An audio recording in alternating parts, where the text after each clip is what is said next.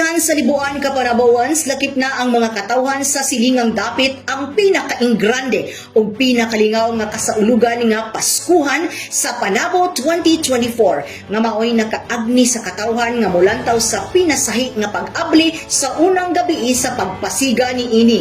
Tulo ka lugar ang giandam sa lokal nga panggamuhanan nga gipasiugdahan og mga klase-klaseng kalingawan kauban ang mga imbitadong bisita nga sila Jason in Town, Ayla Santos ug R2K Band nga gidukok sa tanan sa Panabo City Market Complex, City Hall Grounds ug Baywalk. Gipahitabo ang formal nga pag-abri niini sa Panabo City Hall Grounds diin gisugdan ang programa sa usa ka misa pasalamat sa pagpanguna nila Reverend Father Jeremy N. Tanom gikan sa St. Joseph the Worker Parish sa Barangay San Francisco ug Reverend Father Emerson de los Reyes gikan sa Santo Niño Parish sa Barangay Santo Niño. Gipakita usab ni City Mayor Jose E. Relampagos ang iyang katako sa pagdumala isip amahan sa syudad kauban ang iyang asawa ug pamilya nga nakigduyog sa Panabawans atol sa maong programa.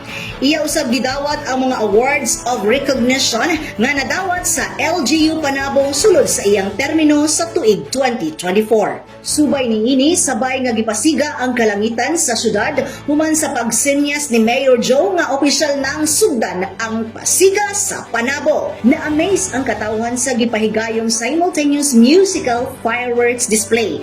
Makita usab ang maanindot nga mga Christmas decorations sa tibuok syudad, ilabi na ang colorful ug dagkong Christmas lanterns sa National Highway. Dagan kay salamat mga taga Panabo sa pag-invite sa amo diri karon. Actually dugay-dugay mi wala nakabalik diri kay busy sa amo out of town.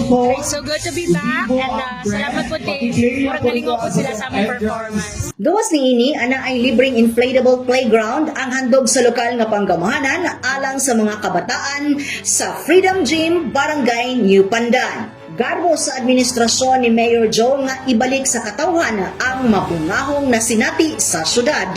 Usa ka pamaagi niini ang ma-enjoy sa katawhan ang diwa sa Pasko. Kauban ang hiniusang puwersa sa Panabo City Information Office staffs kini si Dali Amag nga gikan sa City Information Office Broadcast Services alang sa Frontline News Panabo.